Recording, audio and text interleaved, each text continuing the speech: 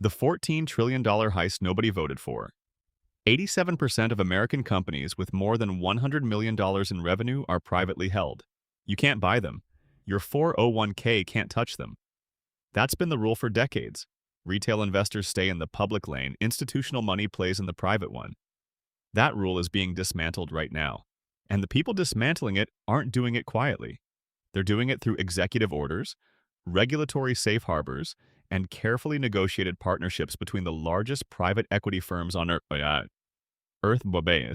and the record keepers that hold your retirement savings. Here's what's actually happening.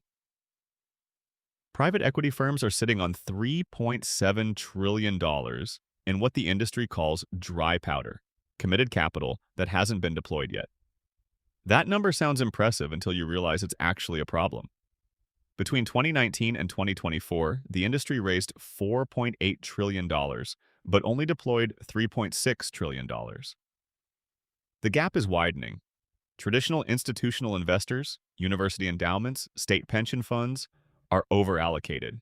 They've hit their limits. The capital pipeline that built this industry is running dry. At the same time, American workers have accumulated $14.2 trillion in defined contribution plans. 401ks, 403bs, the thrift savings plan.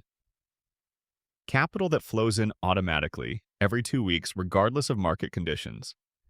For private equity, that's not a retirement system. That's a solution. The legal framework for this move was laid in June 2020, when Labor Secretary Eugene Scalia's Department of Labor issued an information letter to Pantheon Ventures. The letter confirmed that plan fiduciaries could include private equity inside multi-asset wrappers, specifically target date funds, without violating ERISA. The door cracked open. The Biden administration tried to close it. In December 2021, the DOL issued a supplemental statement warning that typical 401k plan sponsors, especially small ones, were, quote, not likely suited, unquote, to evaluate private equity under ERISA's standards.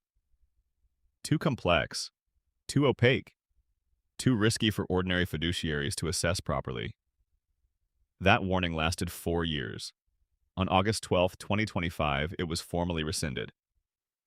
11 days earlier, President Trump had signed Executive Order 14,330, democratizing access to alternative assets for 401k investors. The order directed the DOL and SEC to dismantle regulatory barriers. By March 30, 2026, the Department of Labor had proposed 29 CFR Section 2550.404A-6, a process-based safe harbor granting a legal presumption of prudence to any plan sponsor who can document they evaluated 6 factors: performance, fees, liquidity, valuation, benchmarks, and complexity.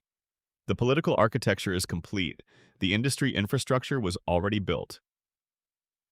KR hired Melissa Kivett, previously at TIAA and Prudential, as its first head of defined contribution in January 2025. Blackstone's John Gray engineered a 3-way alliance with Vanguard and Wellington announced in April 2025. Capital Group and KKR filed plans in December 2025 to launch the first integrated public-private target date fund suites in early 2026. And Empower, the record keeper for 19 million plan participants, launched a private market program in May 2025, with Blackstone joining the platform in January 2026. These aren't pilot programs. This is infrastructure. The mechanism they've built is elegant in its specificity. Direct private equity in a 401k is operationally impossible. Private funds run on 10 to 12-year cycles with irregular capital calls and no daily pricing. But your 401k needs a balance you can check every morning. So instead of putting private equity on the menu directly, they're putting it inside target date funds. Here's how it works. A target date fund targeting 2065 holds roughly 85 to 90% in liquid public equities and fixed income.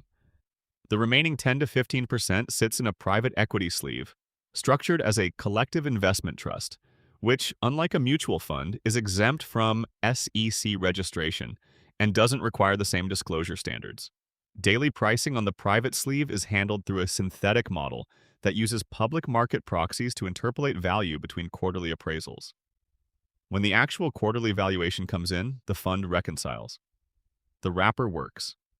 The liquidity works under normal conditions, but target date funds are the dominant default investment for automatic enrollment. The qualified default investment alternative.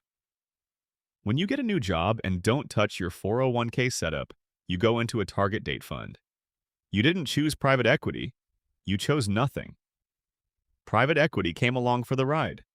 The total target date fund market is approaching $5 trillion. If the industry achieves a standard 10% private equity allocation across that base, that's $500 billion flowing into private markets. At 15%, it's $750 billion, equivalent to 20% of total global private equity dry powder. Now, let's take the industry's argument seriously, because it's not nothing. Vanguard's global head of investor research, Fiona Gregg, published analysis estimating that access to top-performing private equity managers could increase retirement wealth by 7 to 22%. The academic case rests on data from Robert Harris, Tim Jenkinson, and Stephen Kaplan, whose 2014 analysis of 1,400 funds found that U.S. buyout funds outperformed the S&P 500 by roughly 3% per year on a net basis using a public market equivalent methodology that accounts for cash flow timing. 3% annually, compounded over a 30-year career, is material. That's a real number. And there's a behavioral argument too. Private equity is valued quarterly, not daily. It doesn't flash red in a market crash. Proponents argue this acts as a circuit breaker. It stops participants from panic selling during drawdowns. Smooth valuations keep people invested. These aren't cynical arguments. They're arguments worth taking seriously. But here's what gets left out of that conversation. The 3% outperformance figure comes from institutional funds, the best funds, accessed at institutional terms with no daily liquidity requirement. The retail-facing evergreen structures being built for 401k plans are different animals. They carry cash buffers for daily redemptions. They pay layered fees.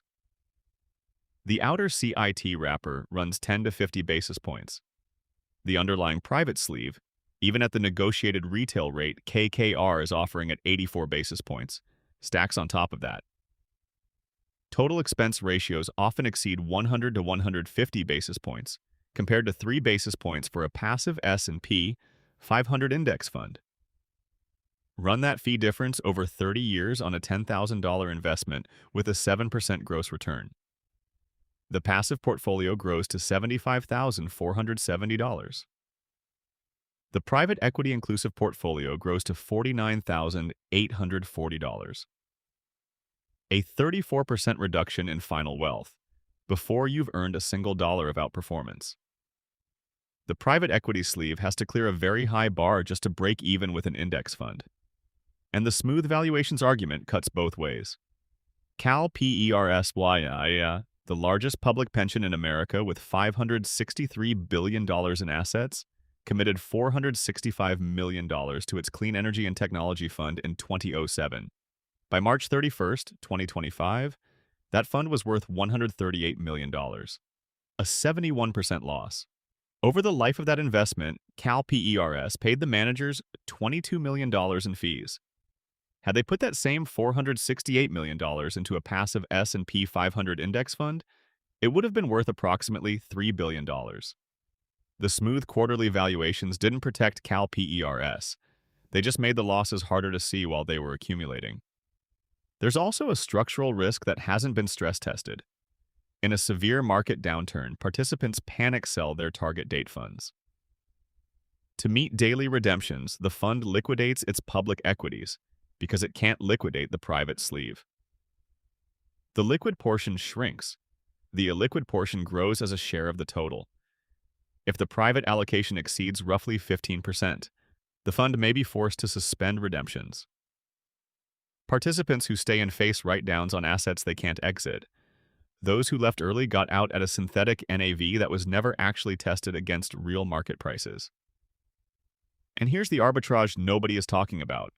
Because private equity prices lag public markets by 1 to 2 quarters, During a crash, a fund's reported NAV will overstate its true value.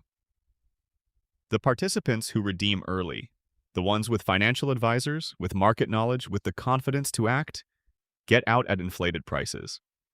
The participants who stay through inertia or loyalty or simply not knowing absorb the write-downs. The system redistributes losses from the informed to the uninformed.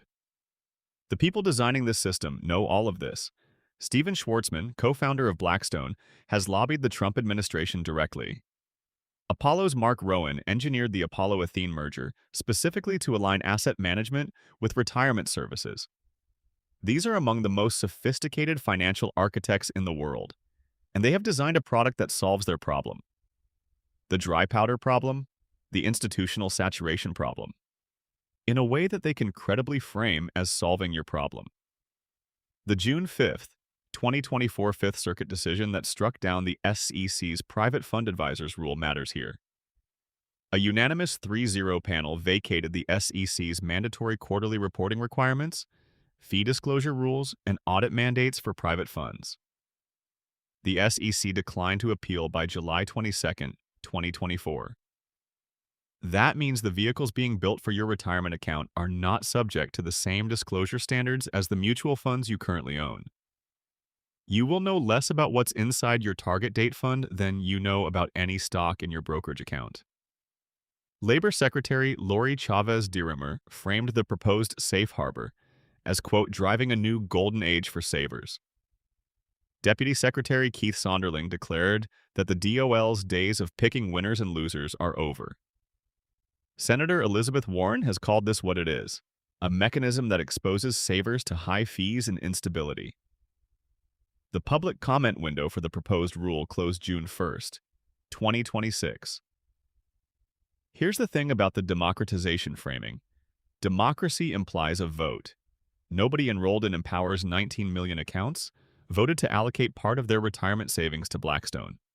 They enrolled in a 401k, chose a target date fund, or were defaulted into one, and the infrastructure that was built by Blackstone and Empower and KKR and Capital Group and the Department of Labor will flow their money into private markets automatically. The feature that makes target date funds convenient, the default, the automation, the hands-off simplicity, is the same feature that makes them a captive distribution channel for anyone who can negotiate their way into the glide path. And right now, 3 firms, Blackstone, Apollo, and KKR, are negotiating their way in.